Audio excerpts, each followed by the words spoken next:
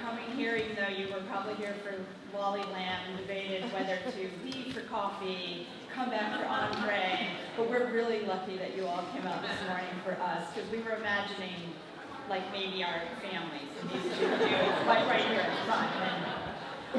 So it's great to be here. I am Holly Robinson. I'm going to introduce Elisabeth Elo. Elisabeth is the author of North of Boston. She is known by some people in Newburyport as a former Newburyporter as Elizabeth Brink. I first met Elisabeth when our children were in preschool, and they went to the same preschool 13 years ago. One of the teachers said, I was new in town, and one of the teachers said, oh, there's another writer here you should meet.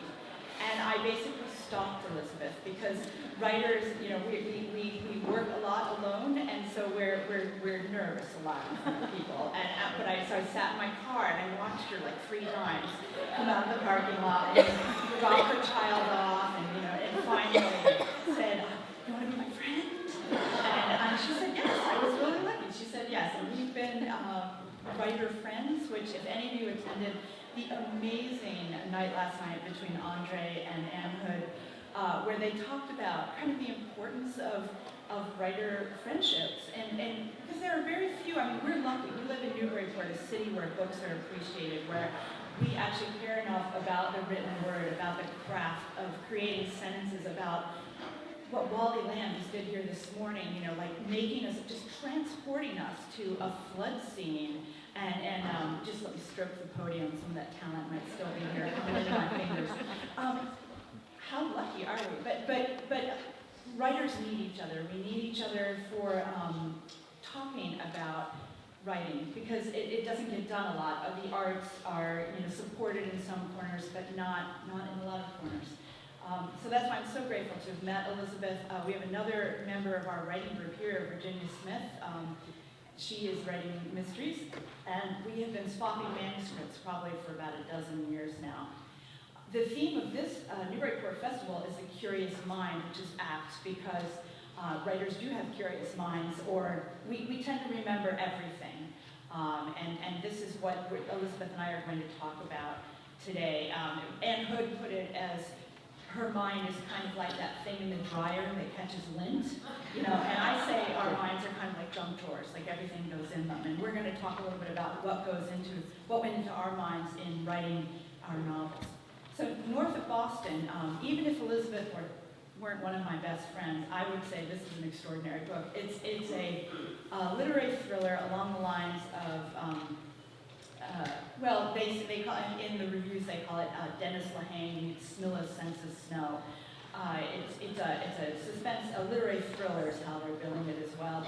She introduces a character named Pirio, who's a real tough-talking Boston girl who's in an accident at the beginning of the novel, a fishing boat accident, where her friend is killed when a big ship rams into their lobster boat. She's rescued by the Coast Guard after surviving for hours in icy water. And then the whole book revolves around Pirio's search for the answer to what caused that accident and why did her friend Ned die. And she starts on this search that ends up bringing her into unexpected places and into a lot of danger. So it's a really chilling, thrilling, like turn those pages all night long kind of book. I really loved it. So I'm going to let Elisabeth introduce me. And then we're going to ask each other questions about the writing process for you, and we'll save time for your questions after.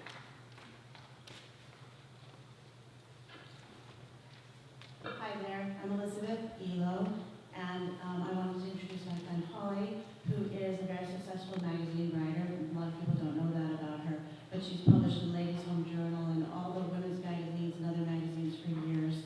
She's also a celebrity ghostwriter. And I guess we can't say which celebrities she's ghostwritten for, because I guess it's like a ghostwriter. But she's very real, and her books as a ghostwriter have been very, very successful. So those authors are very lucky to have her. Holly has also written several novels. One of them was self-published, called Sleeping Tigers, and it's won awards as an indie pick or something like that, one of those awards. She's also high praise.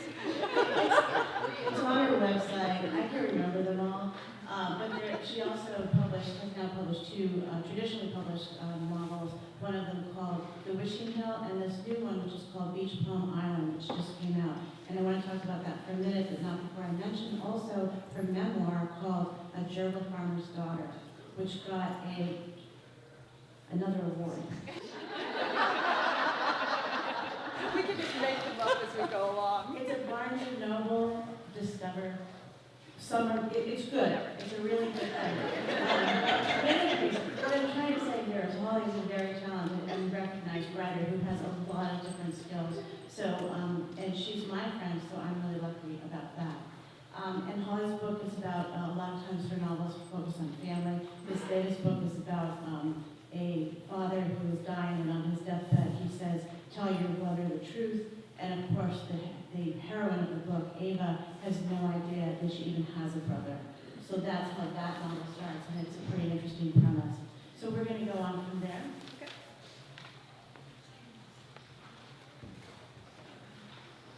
Okay, so as you just described my novel, it sounds like, what genre would it be? I call it sort of dysfunctional family mysteries. That's my favorite kind of book to read.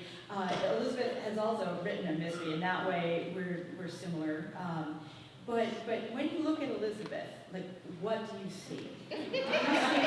Don't answer. You see a beautiful woman in pink, right, with a scarf, and a little on the petite side. And yet her novel features this, and what you need to know is she's one of my most intellectual friends. She has a PhD in American Studies from Brandeis. She teaches at Boston College, so when I have a literary question, I was just asked to write the introduction of Moll Flanders for one of those Penguin classics. I had never read the book. She's going to be my go-to, like, how do I write a literary analysis person? So when I look at her, I don't see a James Bond character. And yet she managed to, she doesn't seem like she goes around solving crimes or leaping off boats into icy water or any of the other things her character does. So one of the first questions I wanted to ask Elisabeth was kind of what was the genesis of the character Pirio in your novel, and why that character, and how did you inhabit her so fully when to me she seems kind of different from you?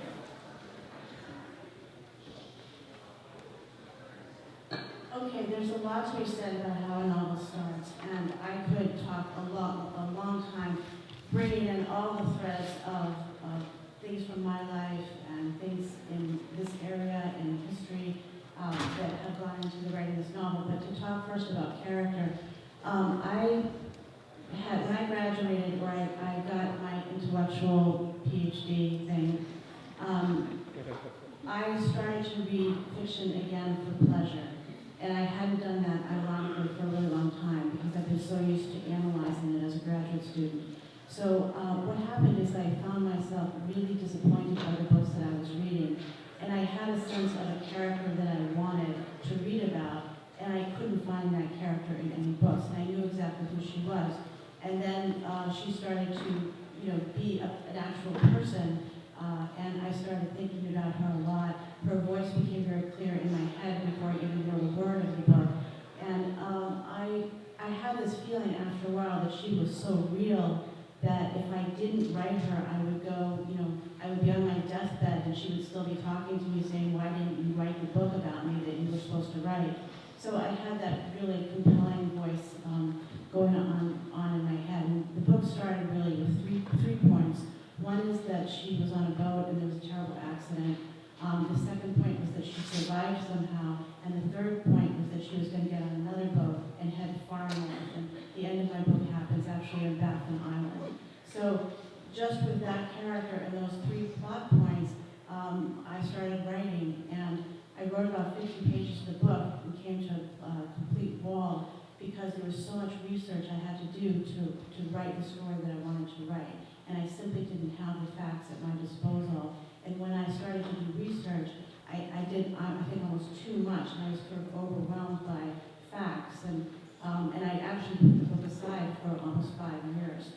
And in fact, I thought it was too much work, and I didn't really want to do it because I'm kind of lazy. And then, again, the character stayed with me so long that I realized I just had to, buckle down and write this book. So, in fact, that's what I did. And then there are other issues too that come into it, in about Newburyport and fishing, and this is being a fishing community. But before I go into that, I want to talk a little bit about Holly's book and tell you that Holly has told me, in terms of how her books are generated, that her mother is a great big influence for her. And in fact, her mother is a wonderful storyteller and has told stories for years about things in her life. And apparently, at one point, Holly's mother told a story about babysitting in a house in Maine and being told not to go into a certain part of the house. And of course, being Holly's mother, she immediately went into that part of the house and found there a locked door, and behind the door there was a child. So this became one of Holly's mother's stories. This got translated to Holly. This got turned into the novel Beach Plum Island. And what I want to ask Holly right now is why, among all the stories that her mother told, she particularly found that one as being a good source of a novel.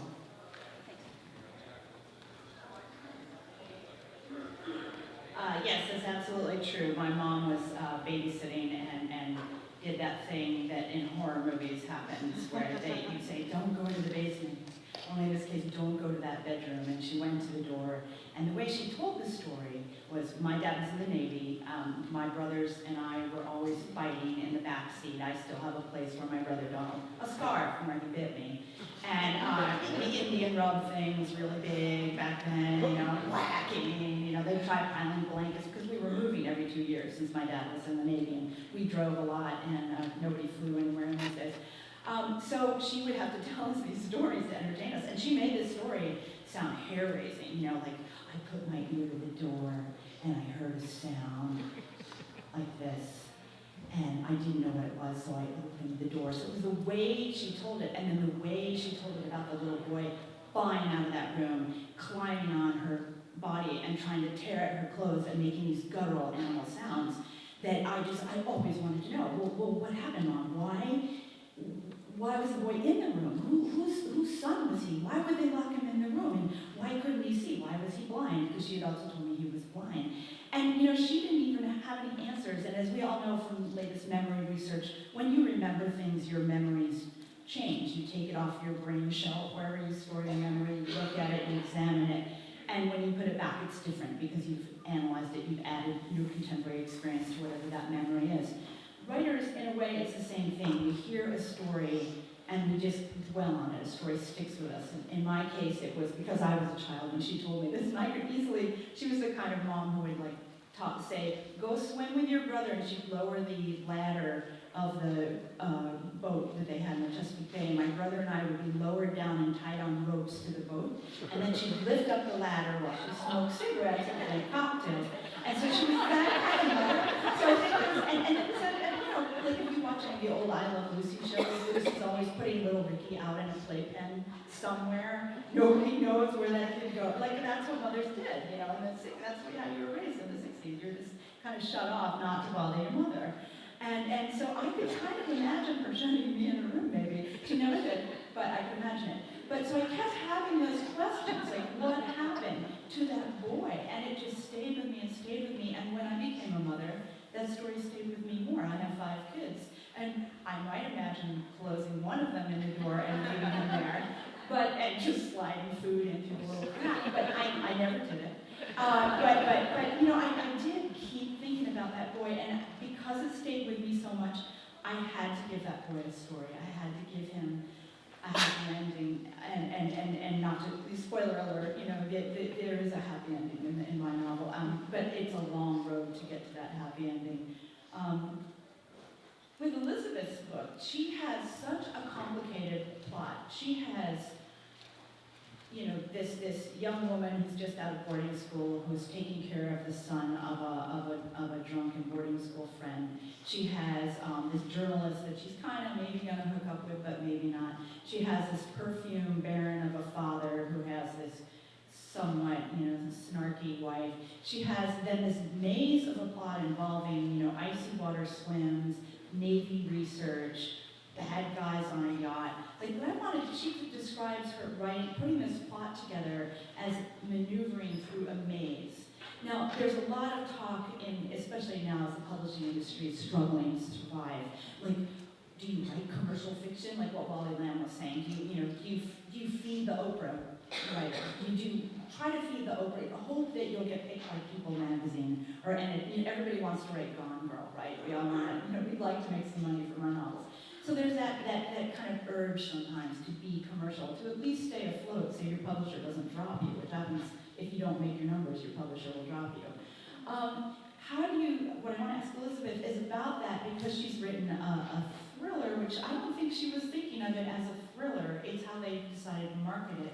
How did she navigate the maze of that plot and make it so rich in character while keeping that tight narrative tension? And how did she think about that as she was writing it? Well, that's a good question.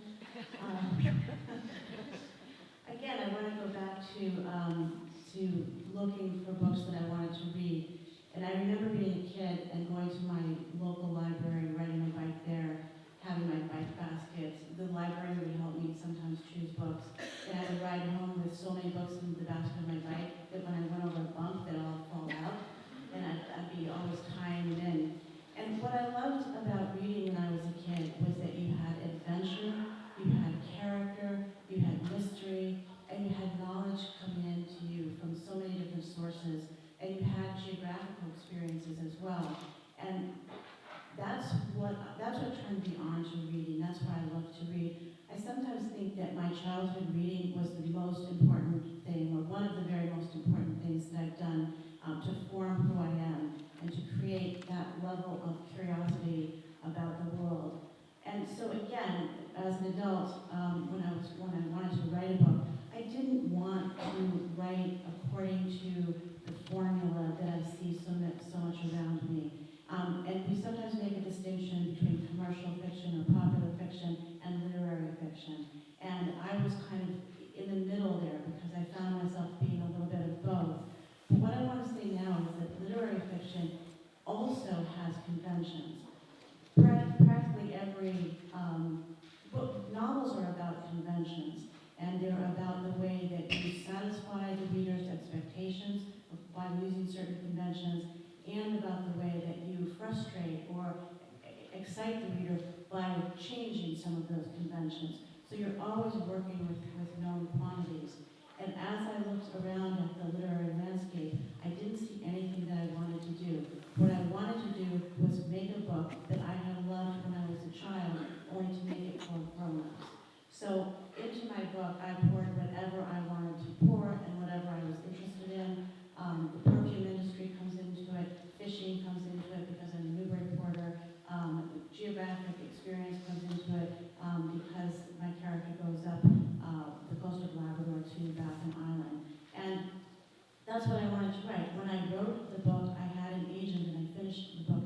I sent it to my then agent at the time, and she's told me that it was terrible and sent it back to me. Now, you can tell by the way that I'm laughing that I am a veteran of this process.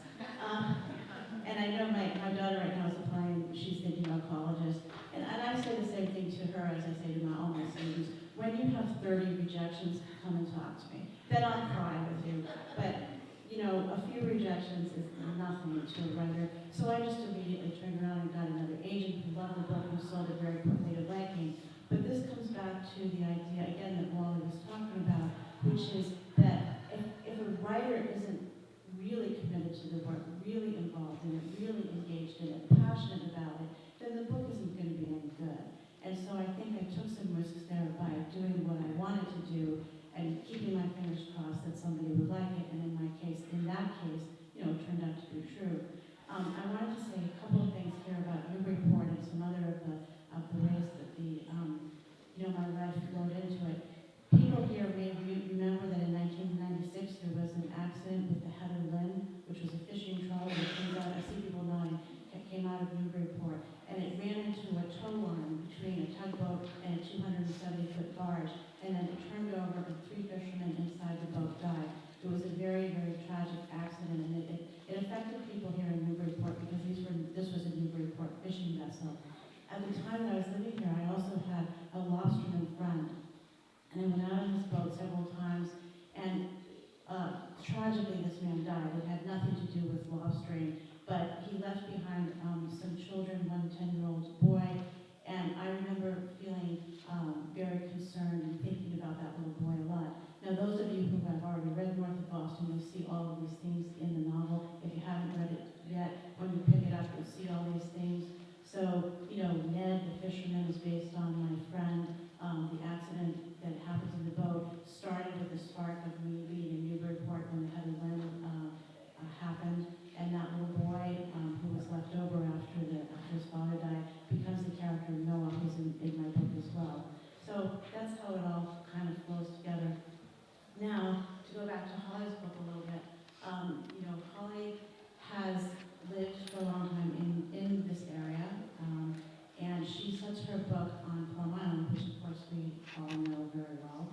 And the setting of that book and Newburyport is very alive in her book, Beach Plum Island. She talks about Federalist mansions on High Street. She describes the island of Plum Island.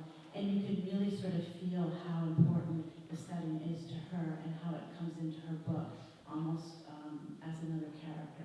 So I wanted to ask Holly right now how she feels about the importance of setting in a book and why, how she managed to get so much of her setting into the book without having it sort of distort the story at all.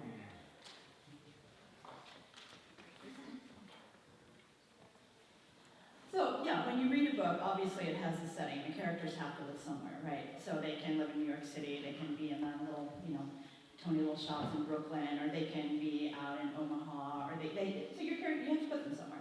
Sometimes a setting is just a setting, but often a writer will pick a setting for a different reason, and I've always really loved Gothic atmospheric novels, and I have a real passion for the outdoors. I've always kind of wanted a house on Plum Island, even though part of me is afraid the whole island's going to wash away.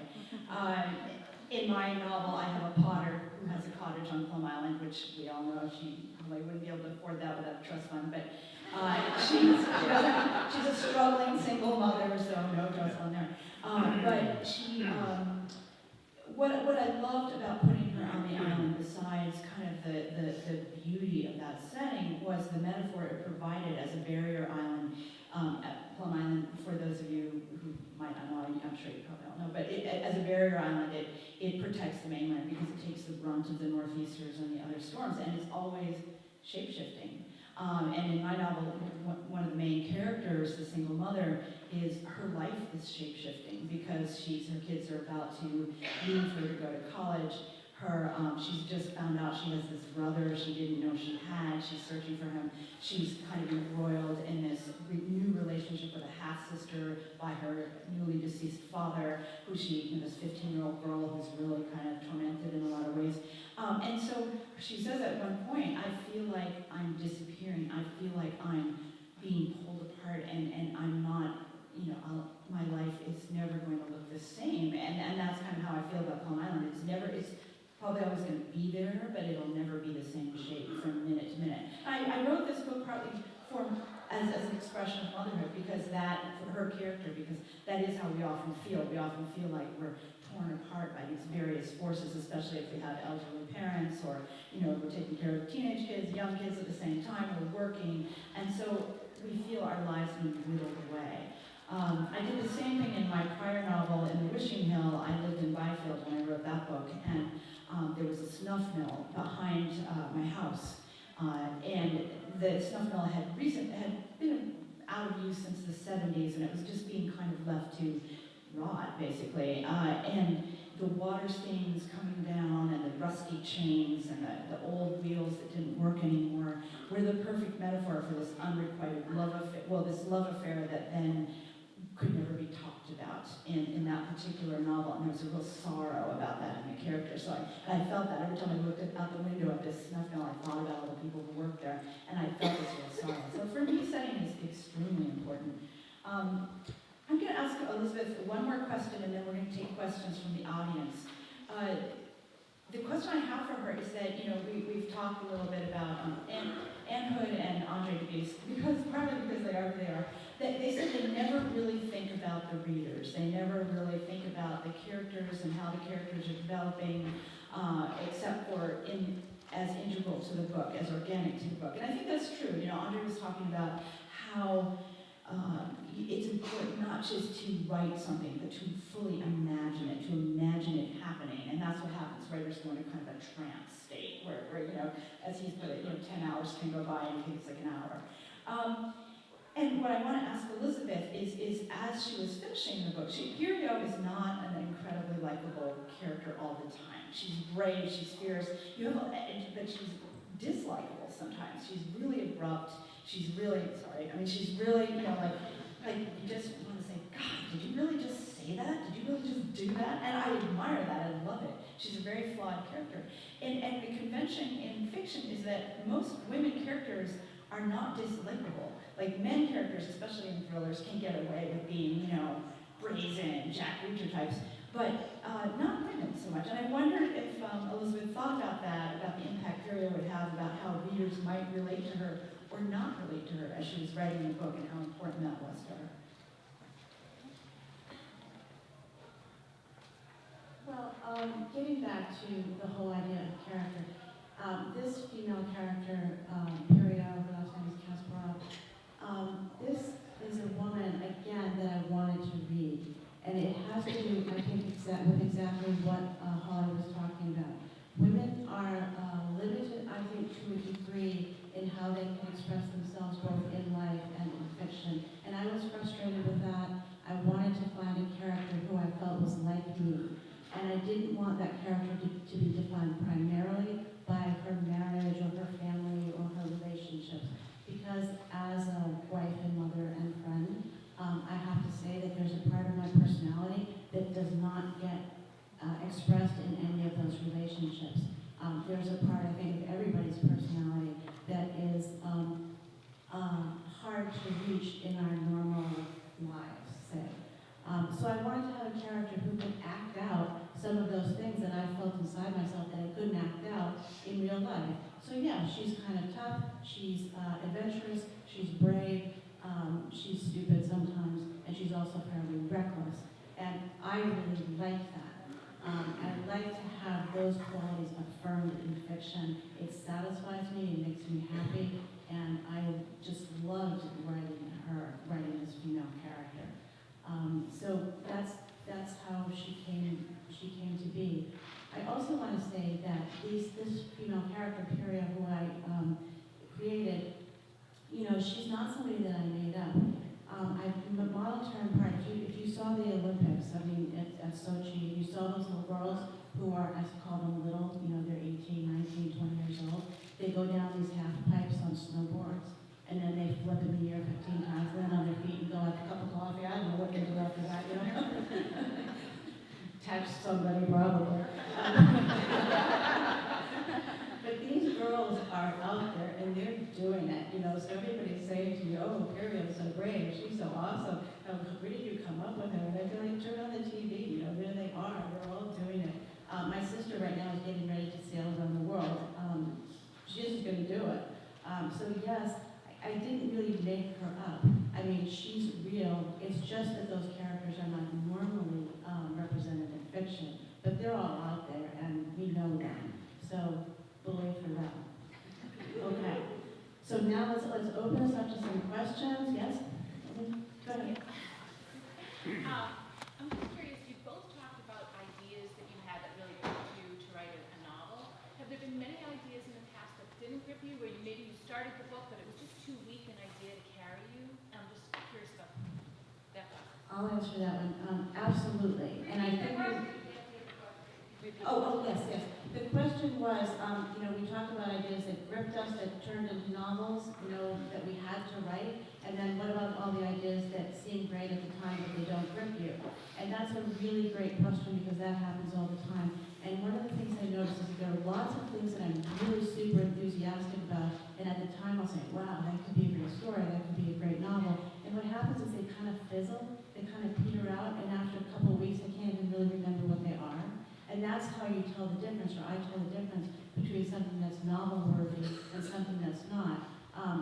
You know, Pirio in her accident at see didn't let me go. You know, I had to write it to get rid of it, basically. And I think the same probably was true for Holly. And so you have to sit with an idea for a while and see what sticks and what really is going to drive you crazy unless you do it. Yeah, I'm going to add one thing to that. We also, you should know, any of you, and I know many of you here are aspiring writers. In fact, we have multiple novels that were just ideas that we gave up on. They were entire books that we had to like shove in a drawer and give up on. However, I will say to all of you aspiring writers out there, don't be afraid to go back to those books and take out what you like and reform it, reshape it. Sometimes books are like Rubik's Cubes where it just takes a while to get them, the colors in the right places, you know. Ava, one of the main characters in Beach Plum Island, was actually a character in another book. And happened to live on Beach Plum Island and was a potter, living happily, but caught up in a criminal procedural sort of novel that didn't really suit her. So I just took, but she stayed with me as a character, so I took her out and put her in a storyline that worked better. Okay, next question. Yes, Anne. Then you should all know this is Anne Easter Smith, a brilliant historic novelist living right here in Newburyport. Yes. I'm actually not historic, I'm historical. Sorry, historical, and she's also a grammarian. Yes. To me, will always be an icon. Okay. Last night, Andre was talking about not caring about his readers, or he never thinks about who he writes for. Now, it might be that it's a little self-indulgent because luckily Andre has gone on to... Doesn't have to care. Doesn't have to care. Exactly, but the rest of us, I know, writing historical fiction, that I definitely do have my readers in mind. I know people who will pull apart things. I know what they're expecting because this is a genre that is... Can you all hear her? No. Okay, so she's talking about writing historical fiction. She was talking about how Andre said last night he doesn't necessarily think about his readers, he just immerses himself in the story and goes forward. She was saying in her genre, which is historical fiction, there are certain conventions that she has to follow to satisfy, and she has a fan base, she has readers who expect, and they expect accuracy, they expect this kind of story from her, and what's it? Yeah, do you have a question? so I'm asking the two of you, do you know who you're writing for? Do you have... Do we know who we're writing for is the question there. And for me, that's pretty simple. I think I'm mostly writing for any woman who's ever been in a relationship, especially a relationship going wrong. So that would be who I'm writing for. How about Elisabeth? I love this question because I've thought about it a lot, you know, the whole issue of audience and readers. And the thing that works for me is I imagine one reader, and my reader is sitting across from me, and he or she, this is a gender-neutral person, is really smart, has a great sense of humor, has tremendous compassion for other people, and is incredibly wise, and very, just a wonderful person. And when I imagine that person, I imagine somebody who wants to hear my story, and who gets the jokes, and who gets, you know, who enjoys the adventure. So it's important to imagine a sympathetic reader. If you imagine a critical reader, you will just freeze up and nothing will sound good because you know that you can't please that reader. I don't imagine a group of readers because groups, I think, can be too conservative. They tend to expect certain things, and I just want a reader who's having a good time and loves the same things that I love. So, yeah. My question is for Elisabeth. In your book, I like the idea of what you were saying about the fulfilling and breaking conventions, because as a mystery, yours kind of does both, for what I would expect. And part of that was through the relationships. I'm wondering about, you introduced tenderness in her because she is so brusque and sort of sharp. But the tenderness she displays, particularly with a little boy and her friend, were those intentionally introduced to sort of soften her, or I'm interested in how you played with her relationships. Okay, so we're back on the question of character, and the question was, there's a lot of tenderness in my character, and did I introduce that as a way of breaking the convention of the hard-boiled detective? And the answer to that, again, is I wanted to write a character character who, in some ways, felt like me, and I didn't want to write a female character who just acted like a guy. Because to me, that's not the whole experience of just being a human being. So no, I didn't, her tenderness and her toughness go hand in hand, and I think they represent two parts of a normal human being. And I'm frustrated sometimes at the way, not at the way that the readers, because I think very highly of my readers. I think less highly of the publishing world, and I think less highly of the way that characters are judged in that world and the way that they're sort of pigeonholed. So no, I created a character that I like, and she's very, very tough, and she's very, very tender, and that's like a lot of us, you know. Again, good for us. Okay, yes. This question's a bit off the cuff, but I've always been curious. A lot of people take books from the library rather than buying them. Do you guys get any credit points or anything if a book is being taken out by a thousand?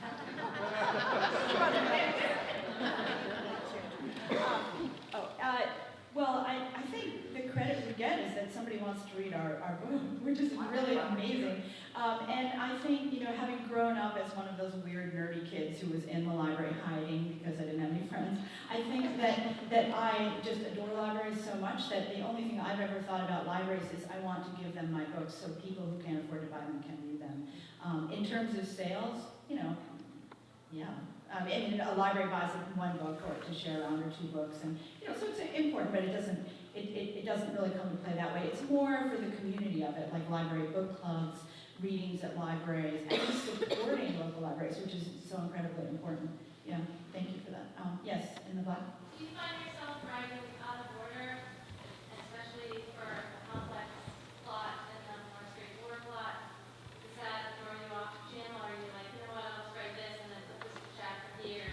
How does that happen? Do you write out of order, and are you okay with that?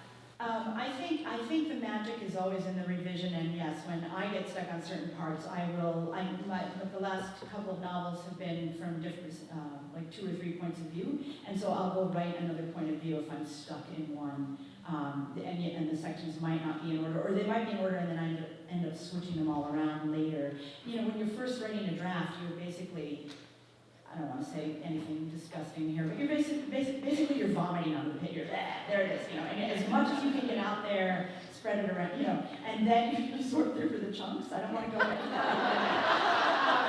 I'll let Elisabeth answer the rest of the question.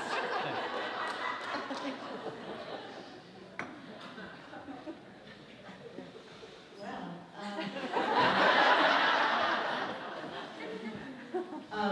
in terms of plot, I mean, I do everything. I have index cards, I have a bulletin board with things stuck in it, I have timelines, and then I have notebooks, and I just do it all. And in the end, when I sit down at the computer, I throw all of it away, and I just write the story. So there's chaos, and then there's writing, and somehow you have to do them both. I don't know why. Yes. We should just take one more and then we'll we'll take take all the Well, then, can you talk a little bit more about how you use the index cards? I have them, and I have a book for it, and never, you know, you write each scene, each major thing that happens. What do you put on the cards? Can you repeat? Yes. So what do you put on the index cards if you're a person who uses index cards? I want to talk about something completely different now, but you know the show Breaking Bad? They had scene, act, and then what they called a beat. And they had an index card for absolutely everything in that show. It was all plotted out. I found that to be really fascinating. But, you know, I think the way that I do it is I do both very intensely. I do the index cards intensely, I do the writing intensely, but I don't hold myself to anything that's on the index cards. So that doesn't make any sense, but that's what works for me. Yeah. One more question after that. Yeah. What I was curious about, if either one of you want to answer, is you had said before, you know, it was an idea, but it didn't make a book, so you gave it up. So do you ever challenge yourself and say, well, I'll write a short story because it doesn't feel like I have enough to sustain or don't want to sustain this book? That's an easy answer, no. Short stories I find are just, I mean, Hemingway used to do that. He used to write, if it wouldn't fit into a short story, he'd make it into a novel. But I find the short story form to be so different from a novel form, just like poetry is so different from prose. You know, you really have to compact an entire world into that tiny space, and every word matters. In a novel, we have a little more room for mistakes, and I'm much more of I make more mistakes. I'm much more of a novelist, I think. So for me, no. Okay, I think that's it. I think we have to actually clear out because people will be coming in.